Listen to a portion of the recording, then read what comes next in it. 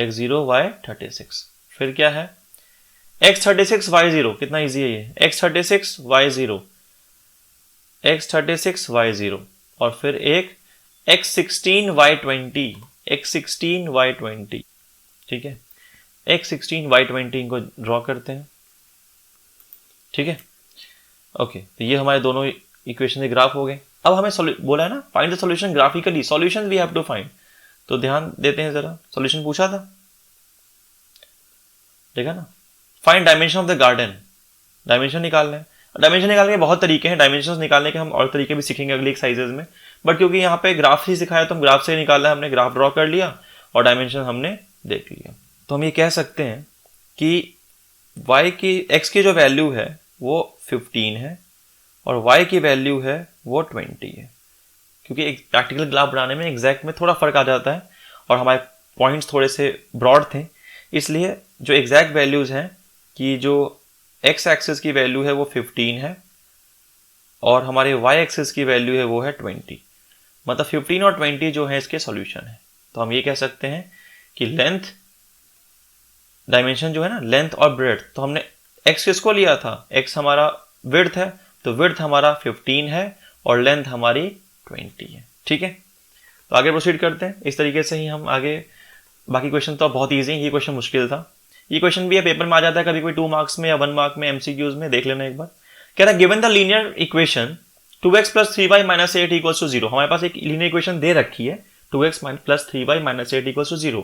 कह रहा है एक और लीनियर इक्वेशन लिखो, एक और लीनियर इक्वेशन लिखो 2 वेरिएबल में जिसमें ये लाइंस इंटरसेक्टिंग आ जाए। तो इंटरसेक्टिंग के लिए क्या होगा देखते हैं।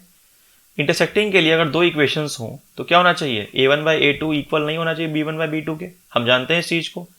यानी कि दूसरी इक्वेशन हम 5x + 6y - 16 ले लेते हैं, आप 5x + 6y - 17 ले लो, कुछ भी ले सकते हो, समझो कॉन्सेप्ट को। हमें बस पहले वाला इक्वल नहीं होना है, उसके लिए हमको ये जरूरी नहीं है कि मेरा आंसर ये तो आपका भी यही होगा, हो सकता है आपके पड़ोसी का ये हो सकता है आपके दूसरे पड़ोसी का ये हो सकता है आपके भाई का ये हो आंसर है, तो सबके अलग अलग आंसर आ सकते हैं।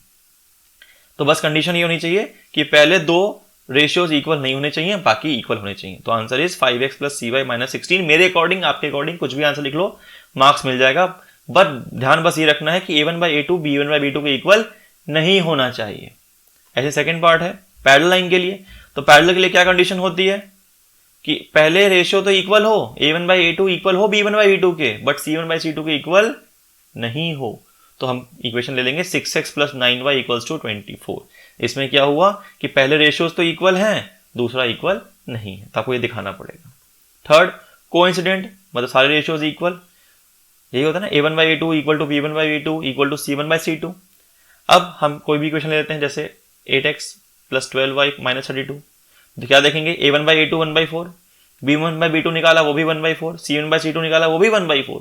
तो ये जो इक्वेशन है हमारी कंडीशन को सेटिस्फाई कर रही है, ठीक है। फिर से बोल रहा हूँ, आंसर्स अलग अलग हो सकते हैं। लास्ट क्वेश्चन इस एक्सरसाइज का, draw the graph of the equation x - y + 1 = 0। इसका ग्राफ बनाओ, एंड 3x + 2y - 12 = 0। तो ग्राफ बनाना हमें आता है, हम फिर से बना लेंगे। Determine the coordinates of the vertices of a triangle formed by these lines and the x-axis and shade the triangular part। तो कह रहा है कि ग्राफ बनाओ, ट्राइंगल देखो कौन सा बन रहा है और जो ट्राइंगल पार्ट रीजन है उसको शेड करो।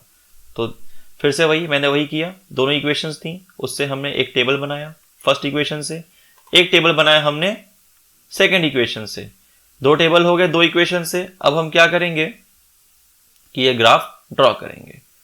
ये हमारा ग्राफ है, तो इस ग्राफ में पहले हमें मार्क करने पड़ेंगे कोऑर्डिनेट्स, यानी कि पॉइंट्स। तो पहले हम देख लेते हैं मैक्सिमम वैल्यूज क्या क्या है हमारे पास। y की मैक्सिमम वैल्यू यहाँ 6 दिख रही है और वहाँ x की 4 है, मतलब हम सिंगल वैल्यूज ले सकते हैं, मतलब हम सिंगल डिजिट में काम कर सकते हैं, हमें ज़्यादा बड़ी बड़ी वैल्यूज लेने की जरूरत नहीं पड़ेगी, जैसे 1,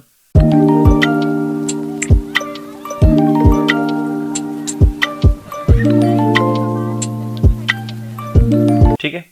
ये हमारे x कोऑर्डिनेट्स हो गए और ये हमारे y हो गए, ये तो इजी हो गया। अब देखते हैं आगे कि हमारी वैल्यूज क्या क्या है।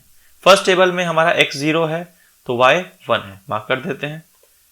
इस ये है कि इस वीडियो से आपके ना ग्राफ के कॉन्सेप्ट सारे क्लियर हो जाएंगे। इतने ग्राफ बना लिया हमने और मैंने कोई भी स्किप नहीं किया ग्राफ, कोशिश किया कि सारे ग्राफ बनवाऊं, क्योंकि ग्राफ में ही बच्चों के मार्क्स कटते हैं। भले लगता है कि ये क्या ग्राफ तो बहुत ईजी है, पर ग्राफ में बच्चों के मार्क्स कटते हैं, ट्रस्ट मी। इसलिए इसको अच्छे से प्रैक्टिस करना, कोई भी पार्ट स्किप मत करना, ठीक है।